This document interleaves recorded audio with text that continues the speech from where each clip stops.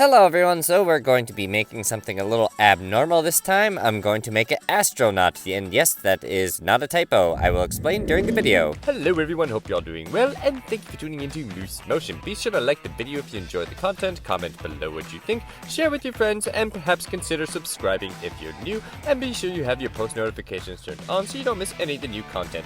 Anyway, thank you for your support, it's highly appreciated.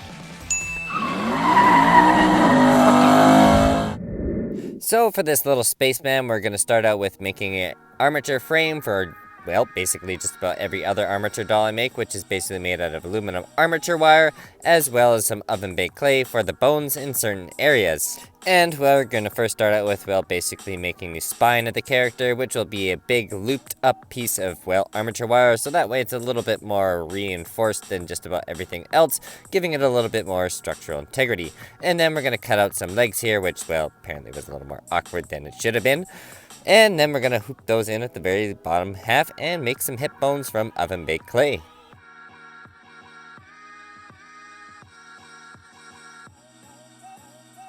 Then we're going to move on to making some arms. Now, a good rule for proportion when you're making a person, essentially, a person's arms usually on average stretch out to their hips, essentially. So, essentially here, you just want to make sure your armature wire is going to extend far enough down to the bottom of the hip section, so that way things don't look awkward when you start putting it all together. And then we're going to seal those off and make sure they don't move with some, well, oven-baked clay and make it a rib cage, essentially. And, well, narrowing things down, of course, down the bottom half, just so it's a little bit more stronger. Now, of course, something doesn't exactly look right here because, well, I have, well, a pair of cars in the background. Now, that's not exactly going to do, so we're going to, well, scooch things out of here and do some redecorating because, well, it doesn't exactly make a whole lot of sense to have a space project without some space decor, now does it not?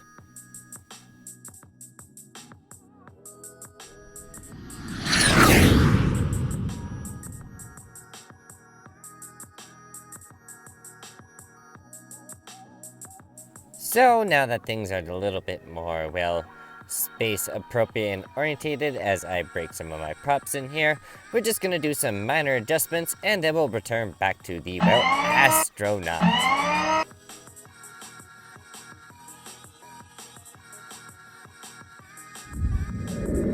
Now back to making the armature skeleton. We're going to make the rest of the bones here after reinforcing the ribcage just a little bit more.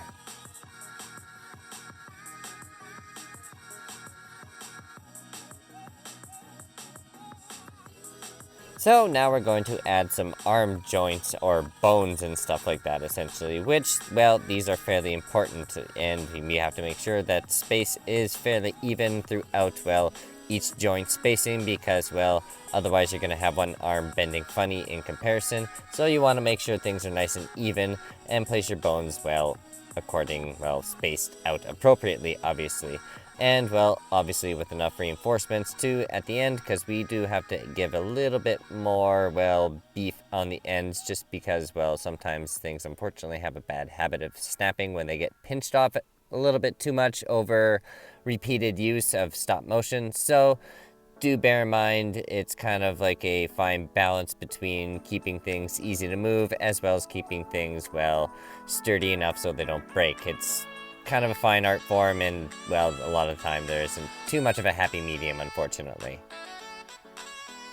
Now, luckily for you, I did kind of make a mistake during the build of this little astronaut. The neck was definitely too strong with the 2 armature wires, so I decided to bring it down to 1 so I could actually have his neck bend around and, well, have his head turn easily without having to, well, smush all future details that I'm going to put into his face. Because, well, that would kind of suck to have, well, everything just kind of mushed away in one scene that takes several hours. Because usually that's how it works. Sometimes it happens, sometimes it doesn't. But yeah, try to do some preventative maintenance while we're building these things.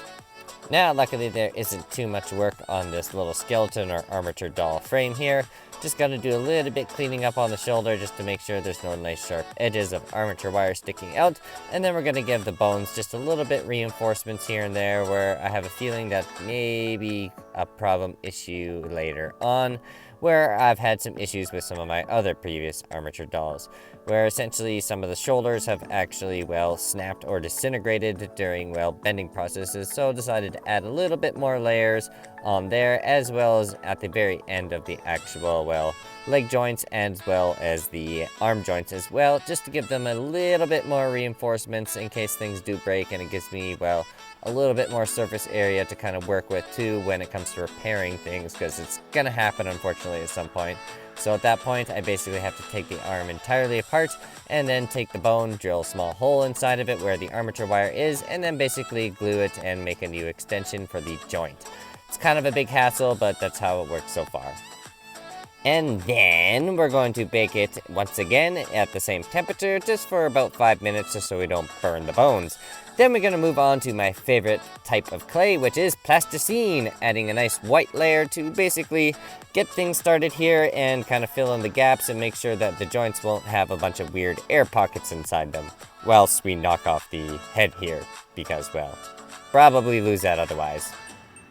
So nothing too complicated about this process here, essentially adding in the first layer and making sure you squeeze everything in tight in between those joints, making sure that there's a little bit of extra plasticine in between there, giving them just a little bit extra reinforcements, as well, that way it doesn't have any weird kind of divots or low spots in the end, because, well, that just doesn't kind of look natural. So while I'm doing these sort of, well, mundane sort of tasks or fairly simple sculpting procedures where there is not a whole lot of explanation needed, I may as well explain this, well, fairly odd character that I'm working on and the concept of it, because, well, it's kind of coming out of nowhere, because, well, everything I've done so far has been either dinosaurs or cars or silly little cartoons that are fairly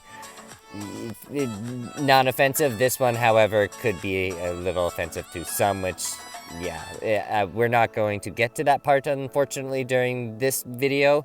I didn't have time for it. Things have been very busy, unfortunately, this weekend, where I had to do a bunch of maintenance on my yard, and as well as my daily driver, so I can make it to, well, my 9 to 5, because YouTube does not pay the bills yet, unfortunately. Maybe someday, and maybe this idea is just so stupid that it might work. So, let me explain. So the reason I'm making a little spaceman or a astronaut with, well, 2 S's is because he's going to be, well, flying through space in a very unscientific manner. We're going to eventually build a little butt flap on the back of this spacesuit, because he is effectively going to fly through space by fart propulsion. Yes, you heard me correctly. He is going to fly through space through farts. Essentially, he's going to have a bean thing strapped to his back, and he's going to be fueled with a bunch of different beans, which give him different fart powers and various different abilities. And, well, obviously, there's going to be a little bit more to the storyboard than that. I could get into it a little bit here, but I don't want to give too much away, obviously, before making the actual animation. So, we'll give some hints here. So, essentially, this man's father was abducted by aliens who happened to be a bean father who came up with, well, this new idea of fart propulsion and how to fly through space with, well, using nothing but farts. So, obviously, the aliens that were in this, well, world weren't too happy with it because, well, aliens generally are born without any sort of genitalia whatsoever and obviously cannot fart through space. So, the aliens decided to abduct him, so there's only one man that can actually save his father, which is, well, the astronaut, which is basically this man who is going to be farting his way through the universe, who can effectively fly to your anus in a single fart, where eventually he will meet a fart sensei, and here, well, they will go through different various fart training montages, and he will eventually get his father back from the aliens with various fart bean powers. And, well, as you can tell by now, this is a completely ridiculous idea in comparison to a lot of the other stuff that they've done in the past, which is why it probably deserves a little bit more of an explanation than most of my other content.